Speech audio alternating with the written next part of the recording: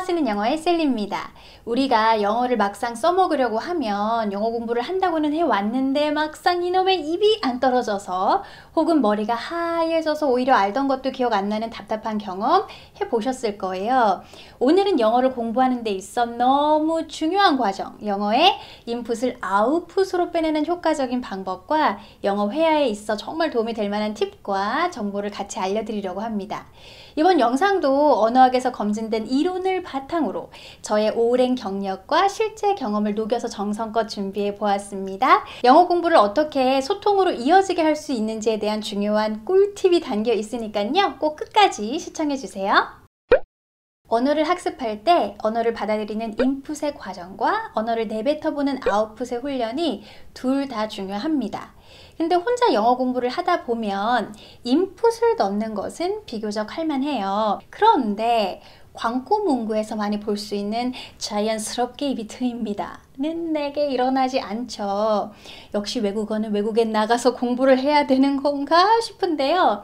이 말은 어학연수를 다녀온 사람들 혹은 지금 외국에서 살고 계신 분들에게는 살 떨리는 말이기도 합니다. 외국에 살면서 제일 부담스러운 말이 너 영어 많이 늘었겠다 거든요.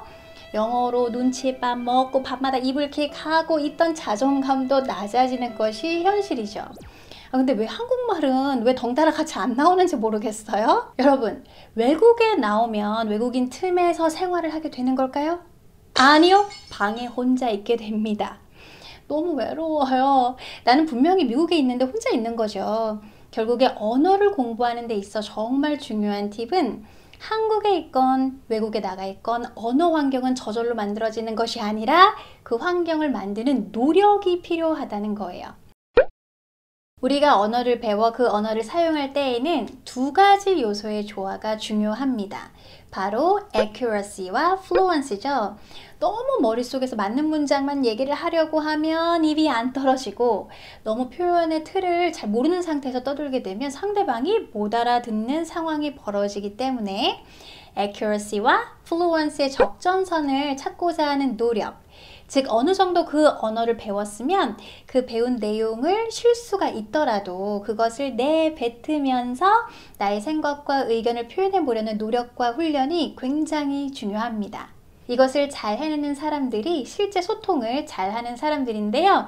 이게 생각보다 쉽지 않은 이유가 있어요. 우리 성인들은 특히나 아이들보다 내가 하는 말이나 나라는 사람이 다른 사람들에게 어떻게 들리고 비춰질지 훨씬 더 예민하게 받아들이고 의식을 하기 때문에 익숙하지 않은 이 외국어를 사용할 때 자신감이 떨어지고 스트레스와 불안감이 높아지기 쉽습니다.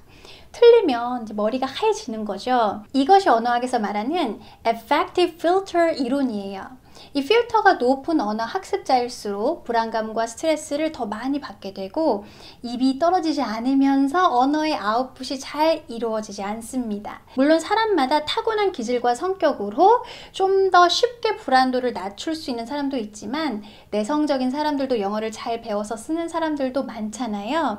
아웃풋을 잘 끌어낼 수 있는 핵심은 내가 편하게 부담을 갖거나 부끄러워하지 않고 이 아웃풋 연습을 할 수 있는 환경을 만들어 주는 거예요.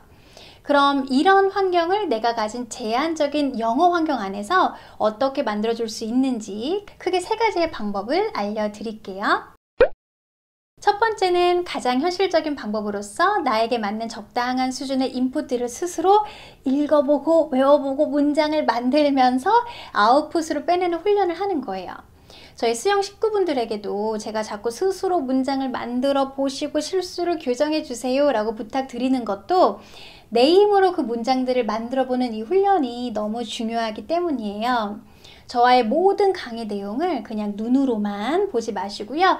같이 따라 읽고 외워보시고 또 외운 문장을 거울 보고 실제 대화하듯 읊어보고 비슷한 문장들을 만들어 보시면서 연습을 하시는 거죠. 일단 이런 식으로 내 힘으로 문장을 만드는 힘을 키워내야 실제 대화에서도 내가 하고 싶은 말을 뱉어낼 수가 있습니다. 두 번째는 정말 효과적인 방법이기는 한데 외국에 나가 계신 분들께 좀 더 유리해요. 바로 나의 영어 실수가 좀 덜 부끄러운 사람과 영어를 하는 거예요. 그게 누구게요? 대표적인 게 바로 비영어권 나라의 외국인들이에요. 네 영어도 만만치 않기 때문에 불안도가 낮아지고 따라서 더 편안하게 영어로 어떻게든 소통을 해보려고 하게 되고 그게 바로 엄청난 연습이 되는 거거든요.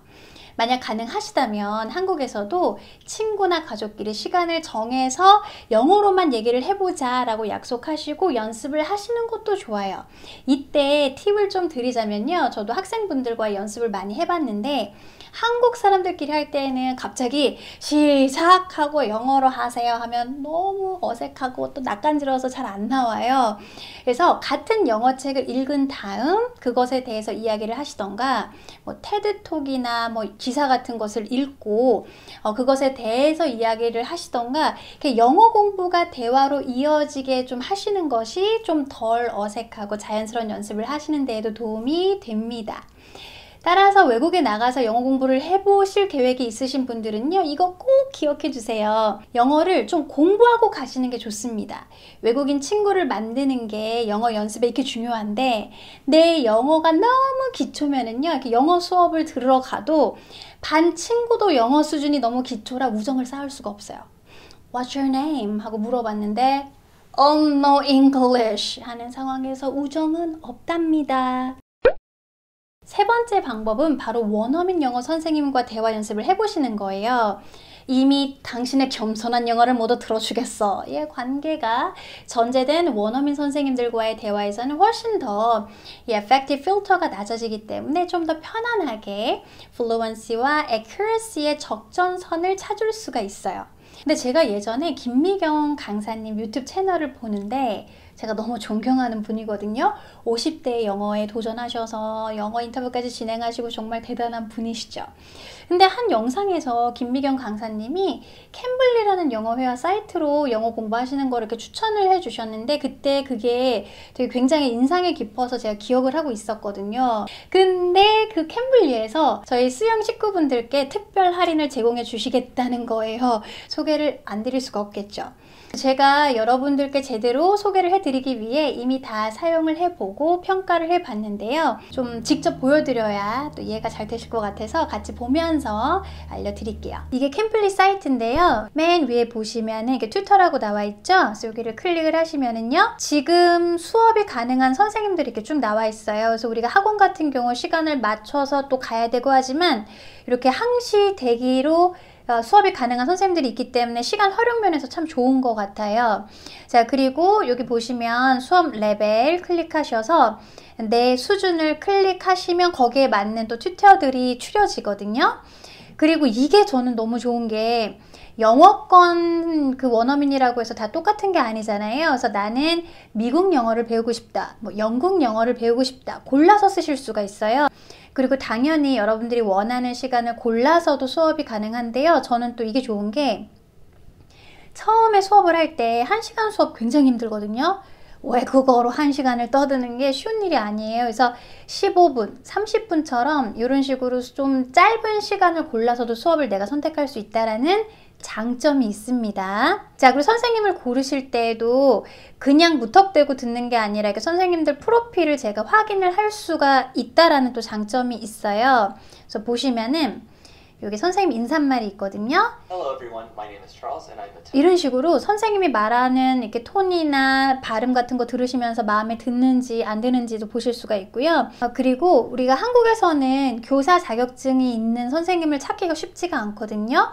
근데 이 캠블리를 보니까 이렇게 교사 자격증이 있는 선생님들이 꽤 계시더라고요.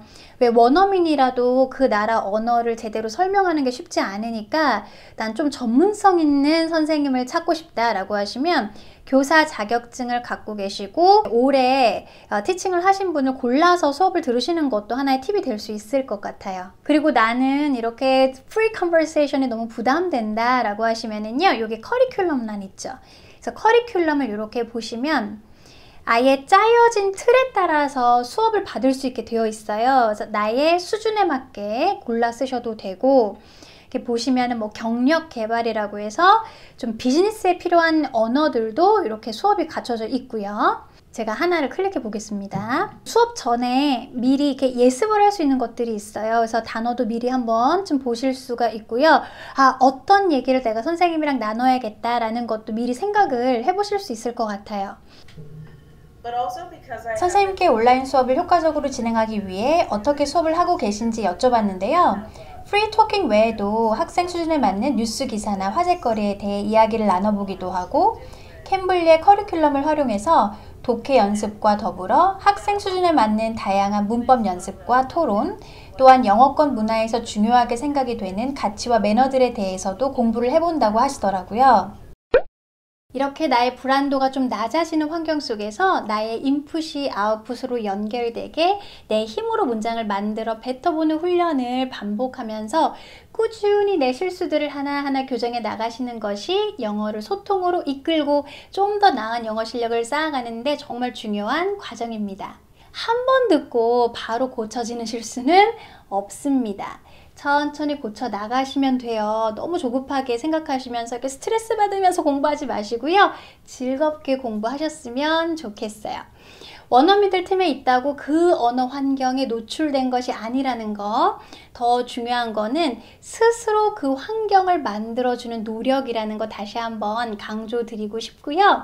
특히 빠른 영어 소통과 영어 울렁증 극복을 위해 이 Affective Filter를 낮추어서 유창성과 정확성의 적정선을 좀 더 쉽게 찾아낼 수 있는 환경과 방법에 대해서 알려드렸습니다. 몇 년 전만 해도 상상도 못했던 이렇게 컨텐츠들과 서비스들이 많아졌는데요. 적극 활용을 해보시면 많은 도움을 받으실 수 있을 것 같아요. 최대한 내가 사용할 수 있는 소스들을 다 사용하셔가지고요.